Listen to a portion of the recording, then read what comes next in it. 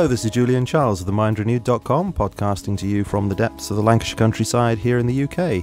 Today is the 25th of September 2013, and today it's my great pleasure to be speaking to Niki Raapana, who joins us over the phone line all the way from Anchorage in Alaska in the USA. And Niki Raapana is an author, a journalist, a blogger who for the last 10 years or so has been researching into the subject of communitarianism.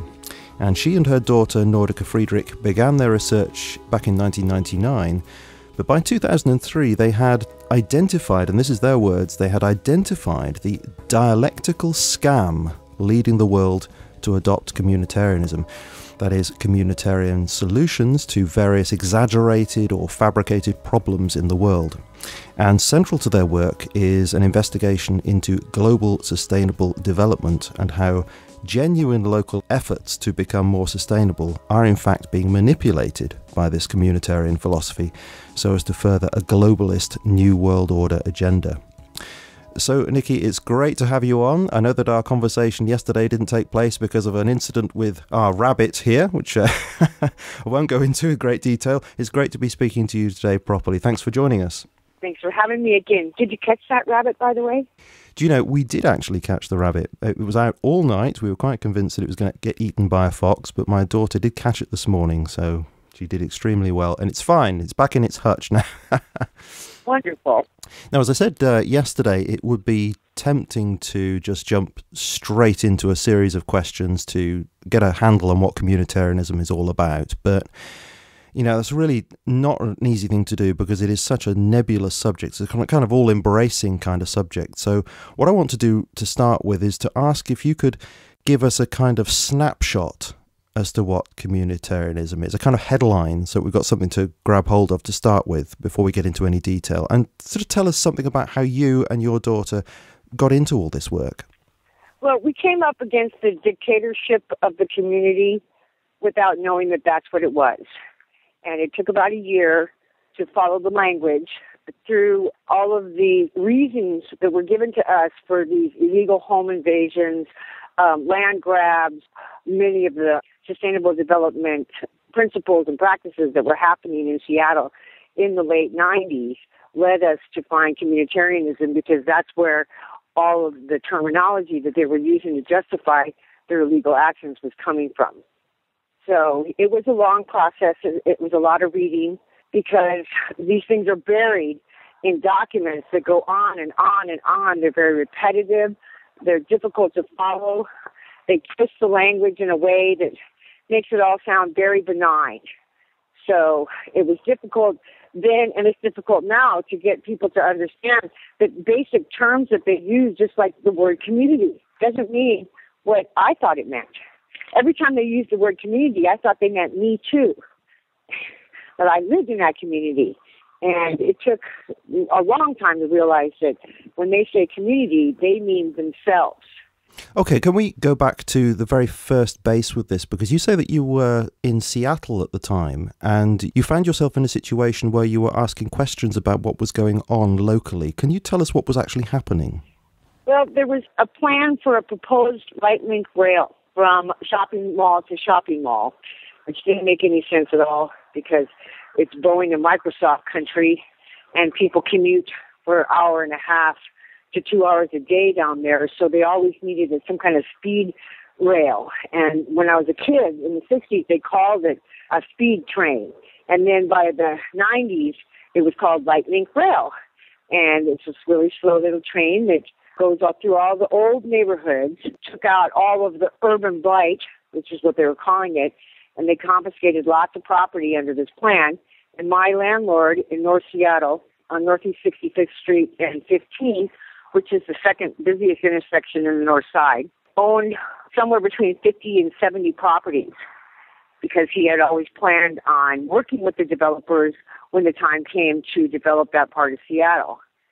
And my involvement started by him telling me that the city was trying to axe him out of the plan, steal his property, and develop it their own way. So it wasn't even about any of the things that I work on now. I offered to help and just find out, see if I could get evidence for him of this because I didn't believe him, okay? I told him, this is America. The government doesn't steal land from anyone. You're overreacting. Well, the truth was he wasn't overreacting.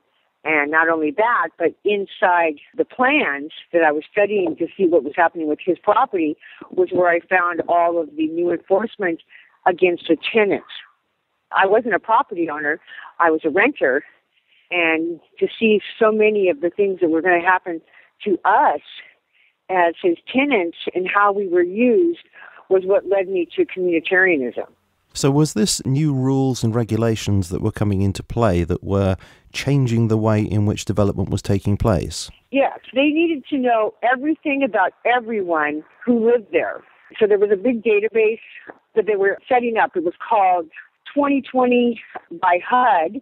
That was the community data software that they put out in the 80s, late 80s.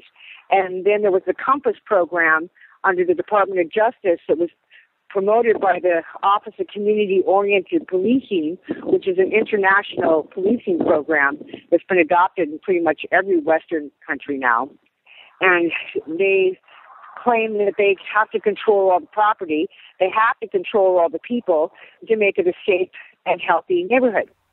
And so when you were investigating this, did you actually come across the term communitarian, or was this something that you found out sometime afterwards and then thought to yourself, yes, that's what I was investigating? Did you come across that term at the time? No, I didn't. It was through the answers I was getting from the Department of Neighborhood. Basically what I was doing was looking up the words they were using. Quality of life. It sounded nice, but I didn't know what it meant, and they couldn't tell me. And they kept saying it's a livability issue. Well, I don't know what that means either. So those words are what led me to Etzioni. And then once I found Amitai Etzioni in the Communitarian Network, then I could see his books on people's desks and on their shelves.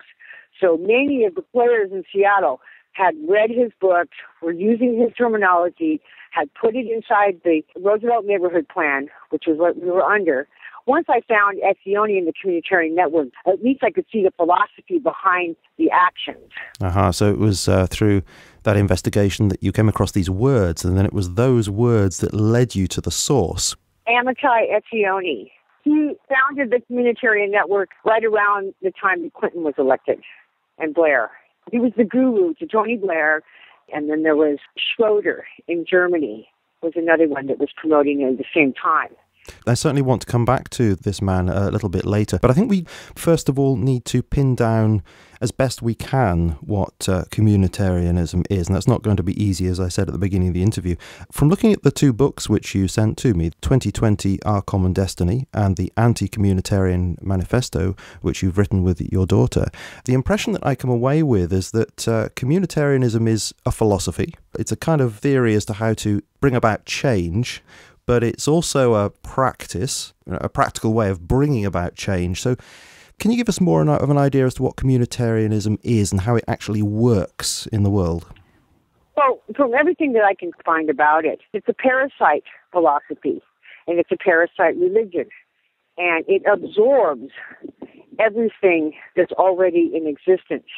So communitarianism, to them, is the overall bigger philosophy, more moral, more ethical than anything else that's ever existed, because it combines every philosophy and religion on the planet. That's why it's so hard to explain. It's permeated every political party. What they say is that they're balancing the world. It's all about balance, balance between the individual and the community, as if there needs to be one, that we cannot operate separate from our community. And so therefore the community has to have the last say in everything that we do and how we live, where we live. Mainly it's a dictatorship. It's a scam to lure people with nice sounding terms to do things that will actually destroy where they live.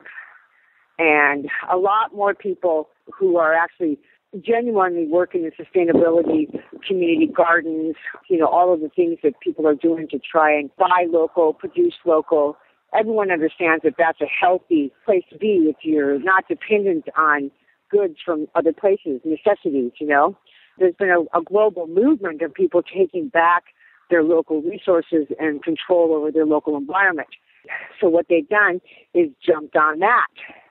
They're not the environmentalists per se, but they co-opted the environmental movement the same way they co-opted everything else they attach themselves to. Yeah.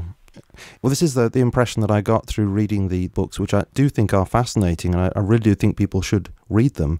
But is it an incredibly difficult thing to get your mind around it, just because, as you said in the interview, it's all-embracing? You know, this idea seems to be a kind of reinterpretation of everything.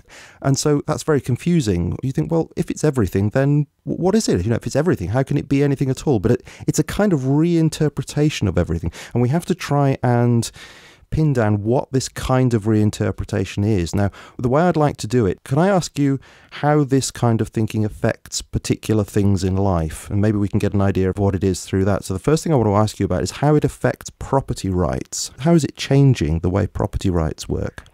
Well, first of all, the community has assumed the role of the caretaker of property. Some of the documents I was reading in Seattle that were published in the 90s, it said that the community controlled all public and private property. They have to control the people, and they have to control the land. So the community is controlling private property. So I, as a person who owns property, I'm not really fully in control of my property. There's this idea called the community that has a kind of higher right to that property in some way. Yes, they claim the moral high ground. You have to prove that you are a good steward of that property in order for you to keep it. So if you don't follow their new regulations, which change all the time, they change so quickly nobody even knows what they are, ever. And that's part of the plan, too, okay? Communitarian law is the most confusing thing you'll ever try to figure out. It's hard enough to figure out their philosophy, but their law is amazing. So private property rights are gone under communitarianism. They don't exist. So it can be said in law that you do have, you have property rights, but you have to conform to these various standards. And presumably those standards can be as onerous as you like. And if you don't conform, then to say that you have property rights is just purely academic. You, in fact, do not have any rights. No, and see, what we have to understand for me as an American is property rights under our Bill of Rights aren't the same as what you get in the UN Charter. Ours come from God, our Creator, and no man can take them away. A man didn't give them to us. A man can't take them away. And I can't give away my rights in perpetuity, We can't even take them from the future generation under our Bill of Rights. But the UN Charter and human rights, you have to be a responsible person in order to keep your rights. There's a clause. Yes, you have all these rights, but if you're not a good person, then you don't have them anymore. That sounds so nice, doesn't it? Rights and responsibilities, but that's so deceptive because it depends how that's read. It can be read as you have rights and we all have responsibilities, so there's a kind of social expectation that one carries out responsibilities. But if you make it a legal basis to that and say, if you don't actually carry out these responsibilities, then that removes your rights, that's appalling. Yes, that is what they think. The good people are going to get to live in the communities, the town or city that you live in. And what they mean by good is someone who serves the community when they're told. Because all of the programs I was looking at in Seattle, the data that they were gathering on the individual citizens, the private citizens living in privately owned property, they were assuming that the community had a right to know everything about the people in the homes and that they were going to help everyone in the homes to see if maybe they had an alcohol problem or a drug problem or they yelled at their kids too much or they had some kind of mental problem that they needed to have an intervention, So part of this program was them actually going door to door. The institute is called the Asset-Based Community Development. It's at Northwestern University in Evanston, Illinois, and these are the people that trained Barack and Michelle Obama. John McKnight and Jody Kretzmann are the founders. I met Kretzmann in Seattle in July of 2000. For years before that, they had focused on this thing called POP, Problem-Oriented Policing, and they identified all the problem people and problem properties in the neighborhoods, and then they started what was called weed and seed. And they pulled the bad weeds and replanted good seeds. So it was an attack on people who nobody wants to defend the lowlife, the drug dealers, the foreigners that nobody can understand or whatever. Anybody that didn't fit in, they moved them out. They moved a lot of black people around in Seattle in the 90s, the ones that didn't have the good jobs or the good cars. And they don't want those kind of people. That's not a good community. A good community is antiseptic, upper middle class, rich people. And the majority of people don't fit that classification. So you can be moved pretty easily under this program. We were called transients with a significant negative impact on the neighborhood. Renters, okay? And that was right in the plan. Good heavens. What interests me about this is how the word community is being used, because is it a genuine use of that word where you have input from everybody in the locality to decide how things should be done, or is this some bureaucratic nonsense coming from above saying this is what the community wants and it's really being imposed on people? Is that what you're saying? Yes, there was over 6,000 people in our small neighborhood in Seattle. And when they started it with their community groups, they were all architects, engineers, planners, and people with a vested monetary interest in seeing the plan fulfilled. And they had targeted the properties in the neighborhood that they thought they could do a better use of those properties. And that was the big Kelo versus the City of New London case. I think it was 2005. Where the Supreme Court refused to rule and said the cities and towns could determine that on their own. So there was no protection. So if the city said that they could make more money off your property by doing something different than what you were doing with it, they could abate the property under best use for higher tax base, maybe. That was actually the main one they were talking about. But like our properties, they were targeted because they wanted to prove that we were a public nuisance. So anyone that doesn't fit their upper middle class motif is considered a public nuisance under this plan.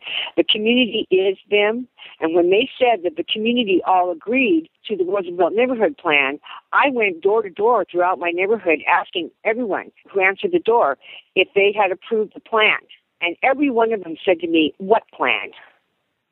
So that was the first thing of the book, was what plan, because nobody even heard about it. Yeah.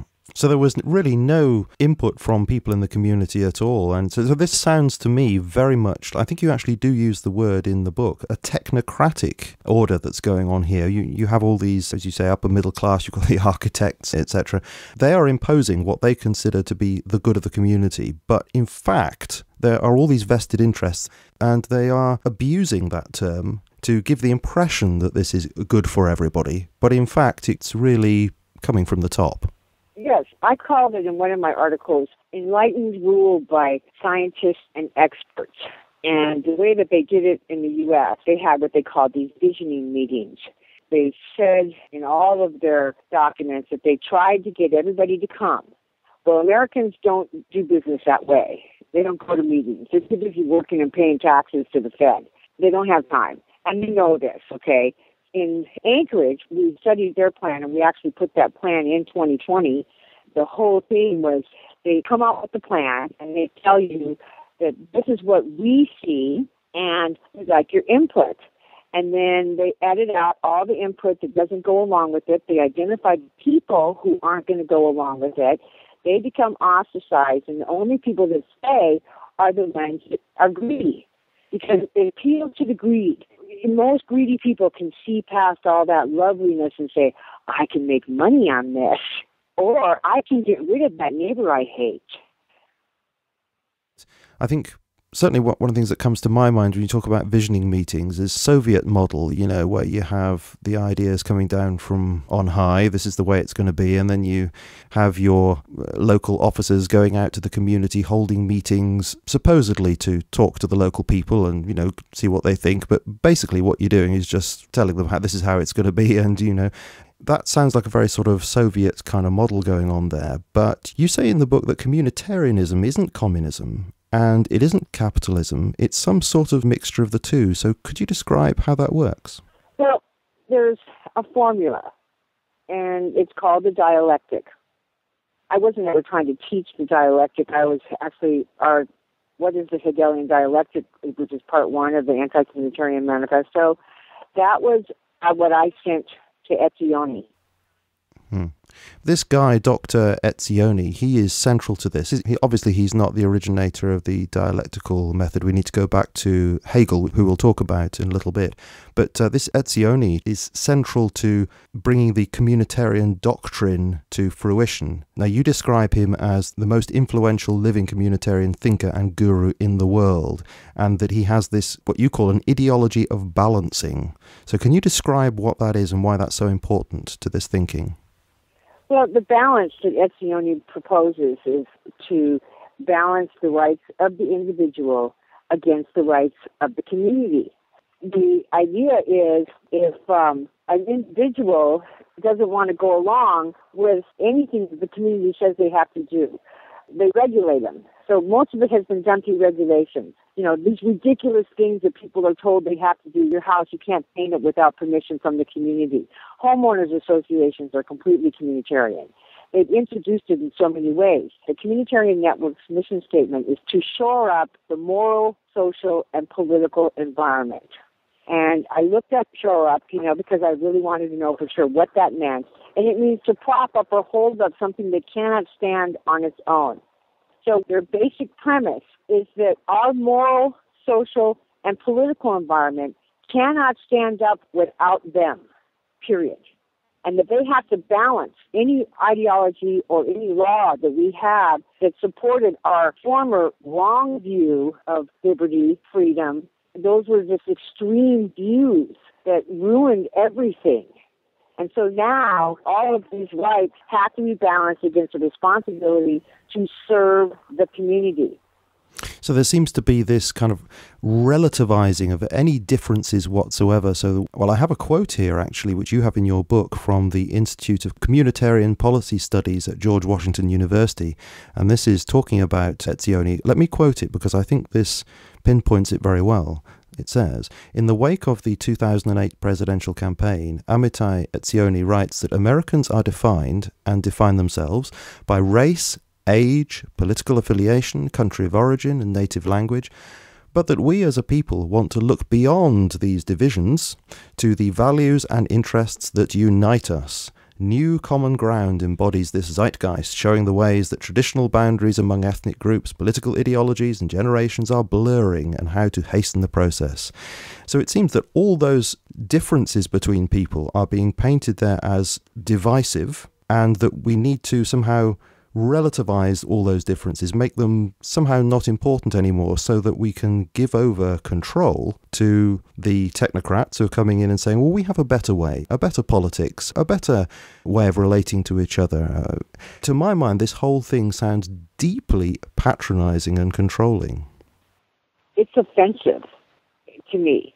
The more I read about what they said about what was wrong with the people, and this is everywhere, okay? He wasn't just talking about Americans, and they're talking about everywhere. And what's interesting about Etzioni is that Etzioni is a Zionist who grew up in a kibbutz in the British Mandate for Palestine and was a terrorist during the de-inviting of the British, and then fought in the Arab Wars. And then he went on to study Kabbalah and mysticism under Martin Buber, and then he came to the United States to be the guru. Aha, so that's very interesting. So he actually does have a kind of mystical background to his thinking. Oh, very mystical. That's very interesting, because there is a link there with Hegel, because it was said, I'm not sure who said it, it might have been Charles Taylor who wrote a book on Hegel, where I believe this quote comes from him, saying that Hegel's philosophy started out as mystical insight. So there is a link there. This is why we do need to go back to Hegel, because I do think if we can get a handle on the kind of thing that comes out of his work that was grabbed onto by the communitarians, I think that would be really helpful. So if it's okay with you, can I make a stab at how I view it, and then could you come in with ways in which you either agree or disagree with that? Would that be okay? Absolutely, go ahead. Okay, so the way I understand this would be to say, when people look at Hegel's work, they normally get out of that a framework of understanding, and that is a thesis and an antithesis and a synthesis. So out of his teaching comes something like this, that you have a proposition of some kind, some belief statement that you call a thesis, and then he would say, well, then you have an opposite proposition, which states the opposite, and that's the antithesis. And then Hegel comes along and says, okay, so these two things are opposites, but in fact, each statement has some truth in it. Has some truth in it and has some falsity in it. And what we need to do then is to form a synthesis out of those two statements by finding what's truthful in each of those, discarding what's false in each of those, and this synthesis will then bring us into a higher state of truth. And then that becomes the new thesis. That's the new proposition. And this process goes on and on because there will be, in fact, some truth to that, more truth than there was previously, but there'll still be some error in that. And so this whole process goes on, filtering out error, increasing the amount of truth by bringing these opposing thoughts together, making new syntheses all the time. And this is a kind of historical process that goes on and on and on, and things get better and better. But my feeling about this kind of philosophy of history is that who is it who decides what the synthesis is? Who guides this process?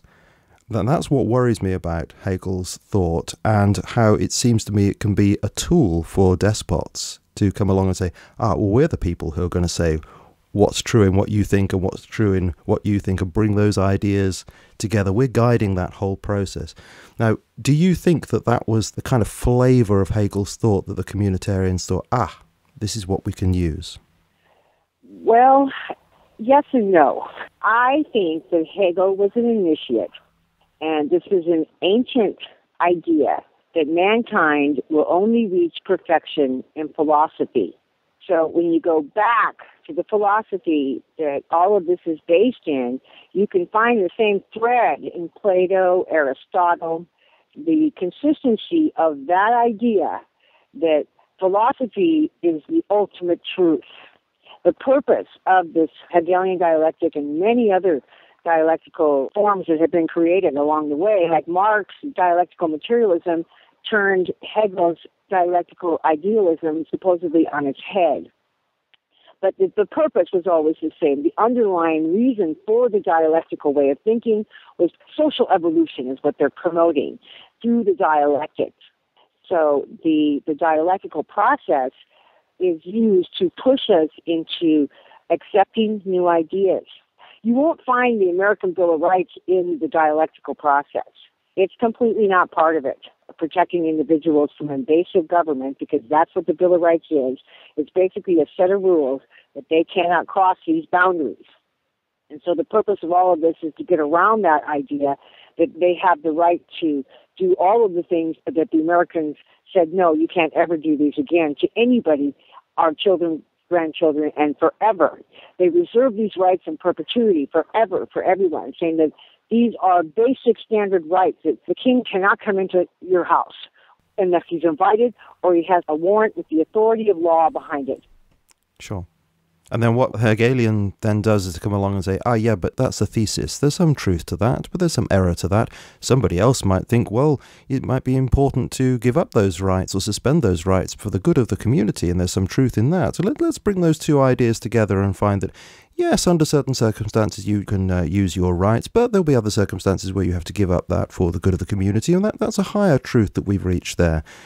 Yes, and the process, like between the obvious ones, capitalism and communism, which I am convinced they created both sides of that dialectic. In fact, in all the major dialectics they created, and still control to this day both sides. To Hegel, war was the best way to move humanity forward. So if they can create a dialectic that's so strong that the people on both opposing sides will kill each other over it, fantastic, they say. This is the best thing that could ever happen. Sacrifices must be made for the common good. That's another theme within all of their writings. That in this dialectical process, yes, many will suffer, many will die, but look at how good the outcome will be when we finally achieve it. And in all of their dialectical writings, all the philosophers agreed that at some point man would reach perfection in the philosophy, and that the perfect solution would be so perfect there would be no opposition to it. Zero, none.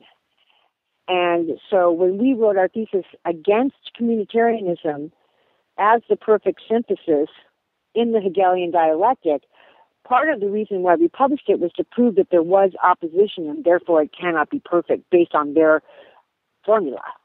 And why it's so hard to understand is because this same dialectical process has gone on. I mean, we set it up so good that there was a dialectic between men and women, between family members. This is the discord amongst most people, is when these ideas come into our lives and we are told to choose one side or the other.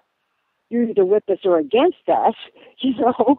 I mean, this is craziness. This is the insanity to me of the whole idea, is that it's pushing us to fight the people that we should be loving and embracing with all our hearts. This does seem to be central to this whole thing of exaggerating differences between people, because we do have differences, we do believe different things, we hold different opinions, and I actually think that's important. But what I feel that this kind of thing does is to come in and exaggerate and reinterpret those differences of opinion to make them more antagonistic, so that they can then come in and say, well, you see what differences do. They sow such discord. We can bring everybody together.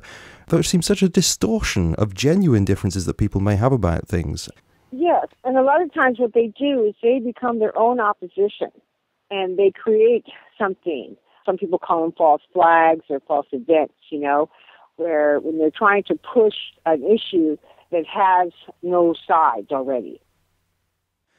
So let's turn to some ways in which this kind of thinking, this communitarian thinking, is actually being played out in the world. Now, you've already mentioned a number of things. You've mentioned Agenda 21, sustainable development. You've mentioned the way that policing is changed. Can I ask you about each one of those in turn? First of all, Agenda 21 and sustainable development. I talked to Michael Shaw about this a few weeks ago.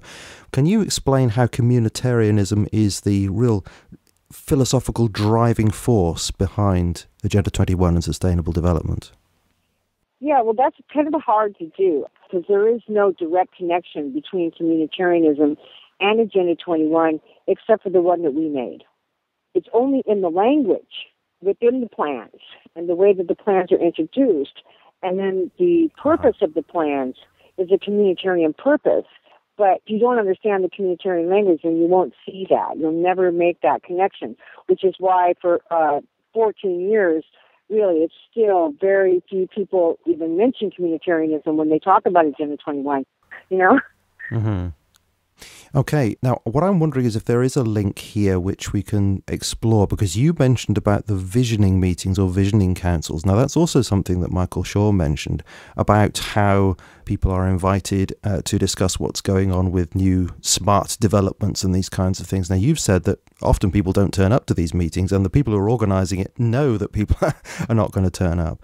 Now, if those meetings are modelled upon a communitarian philosophy, then there's a link there straight away that this is a philosophy that's being used in order to try to get people on board to sustainable development, Agenda 21, smart developments, this kind of thing. So how is the communitarian philosophy making those meetings happen? What's going on in those meetings that is communitarian? Well, a good place to look for that right now would be Aruba. I was contacted by some sustainable people in Aruba who have been very conscious of, I think they work with the Rainbow Coalition too. These are environmental organizations that have been active in cleaning up their local waters and their local air and, you know, pushing legislation to stop poisoning them, which is legitimate in my opinion. Mm-hmm. And so we have never gone after the environmentalists quite the same way a lot of other people do, because they have legitimate concerns, serious concerns. So what happened with him, when this guy started writing me, he was very distraught because they already had what they thought was a good plan that worked for Aruba. It was written by Arubans, and Amitai Etzioni came down there and had a couple meetings with their president, and suddenly they had to incorporate all these new things into their local plans based on Etzioni's advice. And he's very upset, wanted to know who Amitai Etzioni was. He looked him up, and then he found our work and contacted me and started explaining to me how horrified he was that some foreigner was going to come in and make changes to their local resource management plan. So in some cases, Etzioni is actually directly on the ground advising these presidents on how to revise their plans, because the communitarian legal system is what they're building under Agenda 21. It's about the law. there is a system of law called the Supremacy of Communitarian Law, and it's part of the UN, but not as openly as it is in the EU, okay? The EU is the one that every member nation that joins the EU has to adopt their national constitution and rewrite the legislation to accommodate international communitarian legal principles. And the main legal principle that they're adopting is that communitarian law is supreme law. It overrules every national state constitution in existence. And some places like Bolivia in 2009 rewrote their national constitution adopting communitarianism as the supreme layer of law. That's the one thing that they don't want people in the countries to know, that they're actually changing your system of law with communitarian philosophy, but they're not telling anybody really what it is in most places. It depends on where you live. In some places, they're very open. United States, they're not. UK, they're not. It's the implementation of all those standards and regulations under Agenda 21. And they're not called Agenda 21 law. They're called communitarian law. So that's the main connection. So whoever these unelected communities are, these community groups, community councils, and many of them, they've already been trained in other ways. They've gone to the same universities. They belong to the same fraternal organizations. There's little groups of these people. They work together. They hire each other. They're the ones that studied this stuff in college years before anybody even knew what it was. So now they're the professionals and the experts, and they're the leaders in every community. And they keep saying that they have to identify the leaders in the communities. And I just started asking the other day, what do they mean by leader? Because what they're doing is going into the community, identifying the leader who already understands communitarian principles and speaks the language and understands the goal, which is human social evolution, forced. And they're okay with that. What kind of person is attracted to communitarianism, to me, it now is just as important as the system itself. Who are these community-minded people that really like the idea of making you lose your home or lose your job or lose your children or lose your animals? And that's what's happening all over this country, is these little regulations that are shutting down just little minor things. And so you, as a person, like we had home inspections without warrants. And a lot of people didn't care that that was happening to us. Even when I told them we're a pilot test, and if they're successful in Seattle with this, they'll do it everywhere. And people didn't understand how incremental that is. And then they always say in their meetings, we've been working on this for a really long time. They mean it. They have been. Communitarianism has been around for a really long time. And so there are some people that have been told that they're special, right from the probably birth, I don't know, and that they are here to save humanity from themselves. There's a whole other part. This is religious law. It's not just law. It's based on their religion. And when you understand the communitarian religion is one of serving the community, which is why they've been able to co-opt so many people that are the good people. It's really the good people that are going along with this and think it's a good idea to help their neighbors and help the underprivileged or help clean up the streets. They're the ones that go out and pick up the litter on litter day, you know? I mean, there's a lot of good people.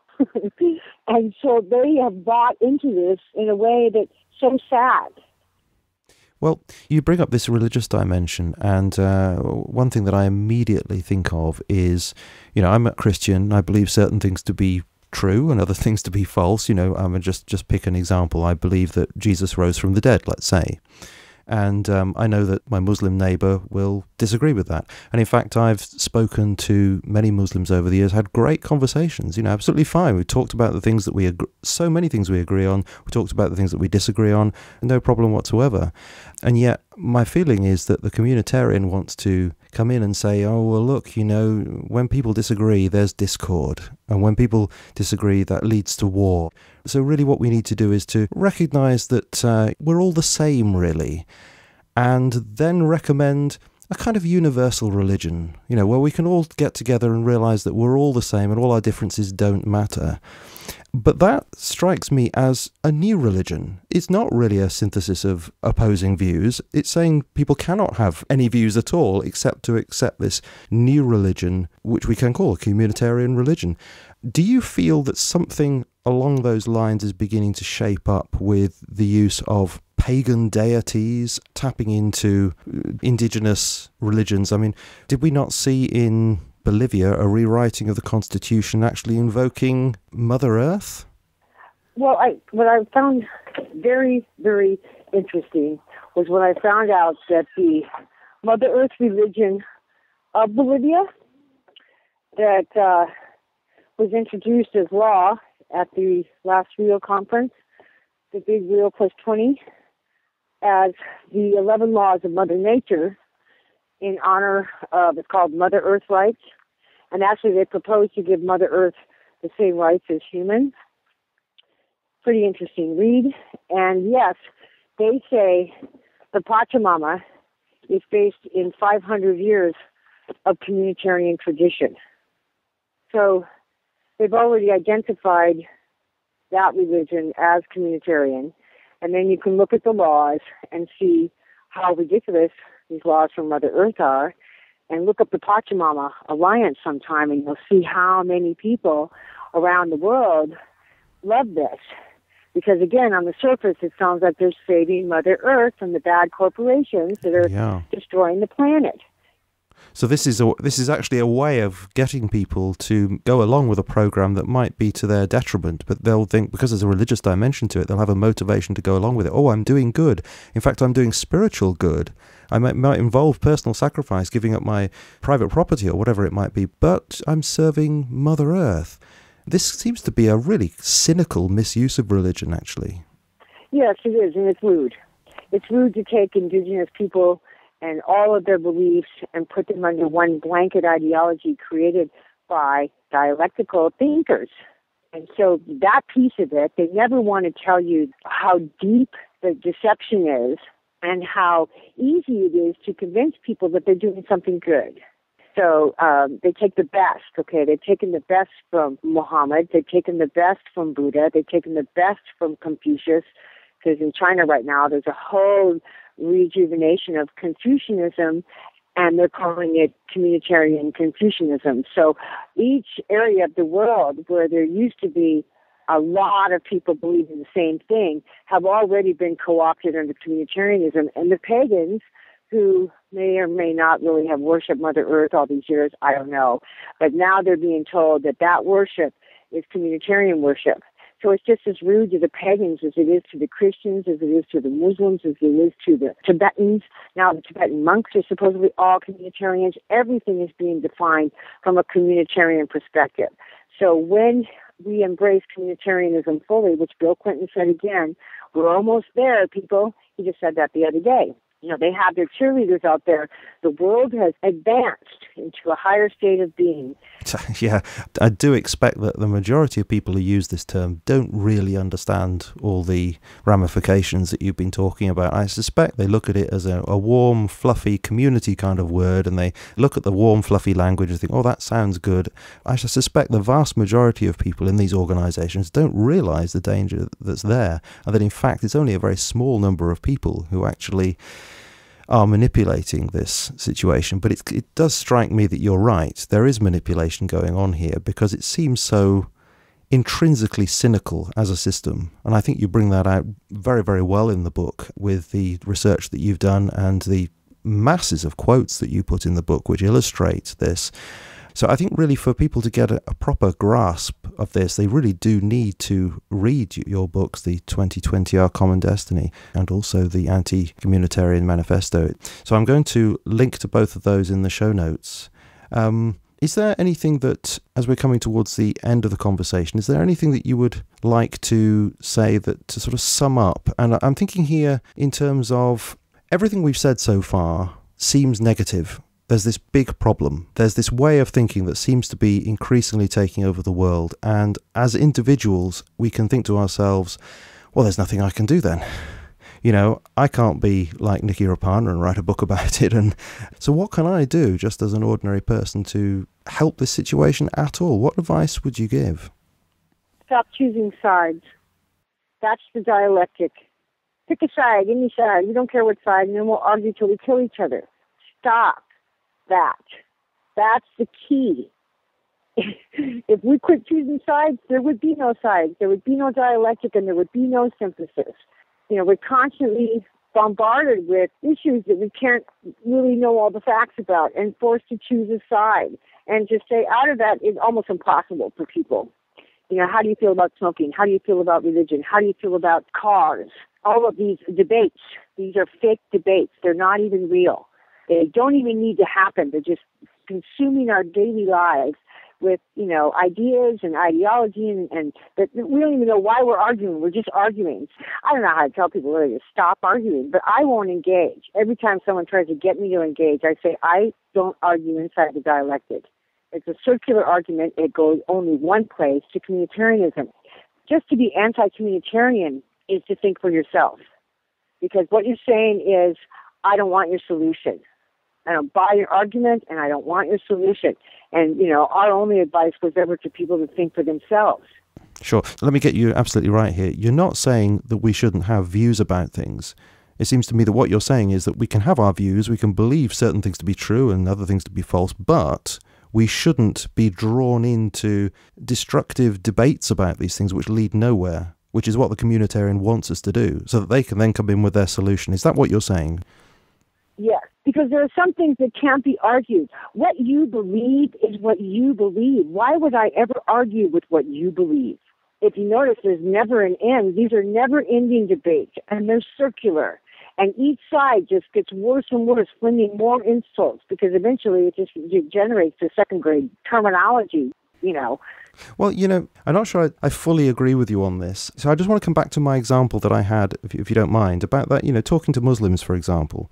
I believe certain things, and my Muslim friend believes other things. And although there's very much in common, there are these things that we disagree on. And yet every conversation that I have had with a Muslim over the years, and that's several conversations, I've never fallen out. There's never been any ill feeling. Because it's not normal.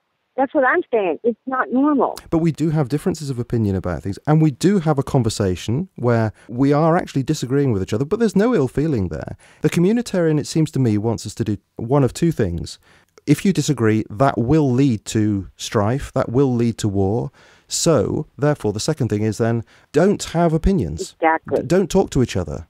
Just say, oh no, we basically believe the same things, or these things don't matter, or we're not going to have opinions about them. And in that case, I think the communitarians won.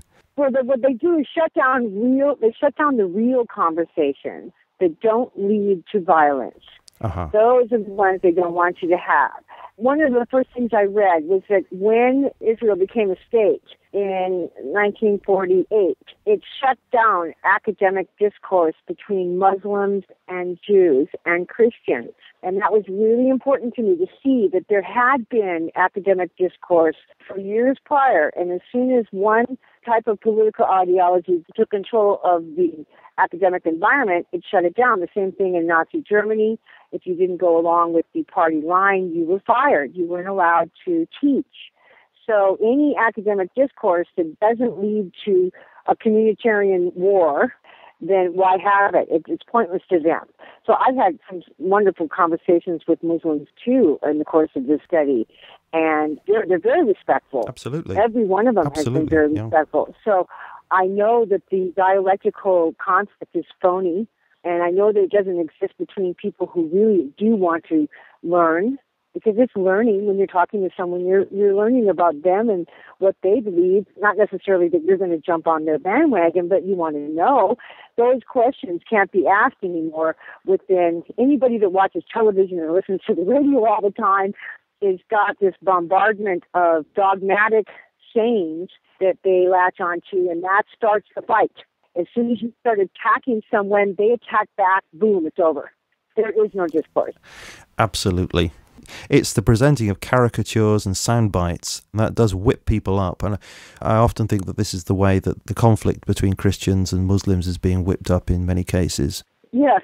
So it's, that's the part of our message. We don't have a message, but, that depressing, negative. Well, your message seems to be along the lines of try not to get drawn into this manipulation. Hold to what you believe, but don't let that ever be manipulated by these communitarians. Yes. And once you understand the dialectical process, that they need the conflict. It's conflict-driven ideology. if there is no conflict, it doesn't work. And so even though there's a lot of Americans that are like, ready to fight back, but they're buying right into them. The more violent we become, the more we help hasten the communitarian solution. So they've got us in a catch-22, and that's where they want us. And so what I'm trying to do with my work, and my daughter too, Yes. is to open up the debate so that people can think of other ways, because no two people can think their way out of this massive con, this massive deception that's just everywhere. So all we did was identify the formula for the deception. And from there, anything that I would try and do to put on top of it and tell people what to do would be buying into the deception. Because the deception says somebody else, there's an expert who can solve this for you. And you look for that expert. You look for that professional, that person with the title of nobility next to their name that says they somehow are smarter than you. And it's the common man who's the biggest threat to the communitarians that can see through this the best. They call it, at Harvard University, it's called the healthy instinct of the plain man. And it's been their goal to get rid of that all along. So they fill the plain man with a bunch of propaganda to fight each other. Mm-hmm. The area of the world that I live here in the north of England, they say about using your nous. Just the guy on the street uses his nous, and very often gets the right answer, where the high and mighty just gets things wrong, tied up in all their theories and the like. But the ordinary person uses their nous. Yeah. After the first EU constitution was voted down by the Irish, Yes. they did a exit poll. I watched part of it, and they talked to this middle-aged Irish woman, and they asked her how she voted, and she said, I voted no.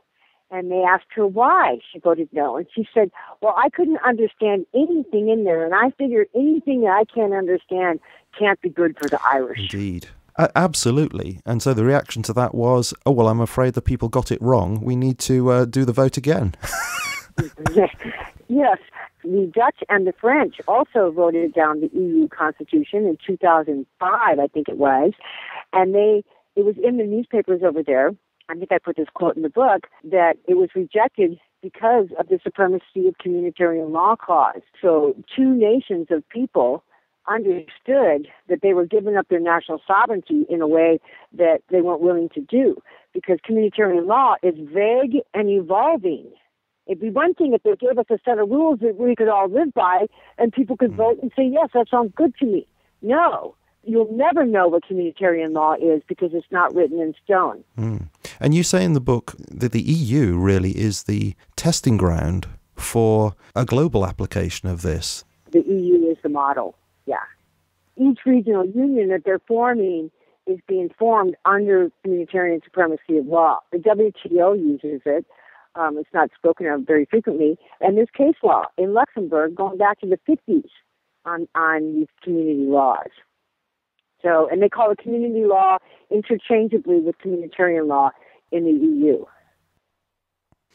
Can you direct people to your website? You have a couple of websites, and you also have a website advertising your book. Can you say where people can get hold of that? The book can be ordered from Nord, that's NORD, .twu.net/ACL. And we used to have an enormous website at the ACL, because I put every bit of research I ever found on there. My daughter said it was just too much. Most of the readers were overwhelmed. So we took it down and tried to revise it. And we still have all that old research, but we're in the process of redoing the whole site. Right now, it's just basically a place to order the book. And we're coming out with another run here within the next month. So anybody that orders the book now, they're not going to get it right away. It's going to take a few weeks.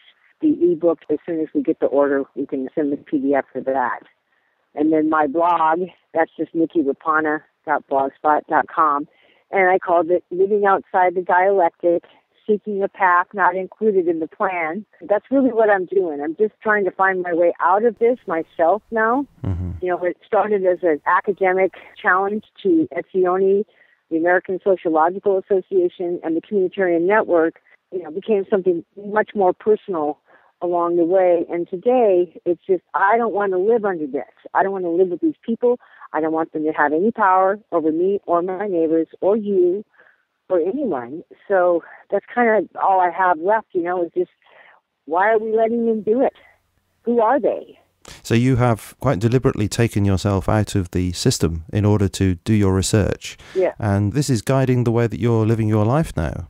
Yes, and it's a really hard life because it's almost impossible to do. You can't get away from it. I build my own yurts out of scrap materials, and a lot of people think I've totally, become a bum, I guess is what their term for me would be.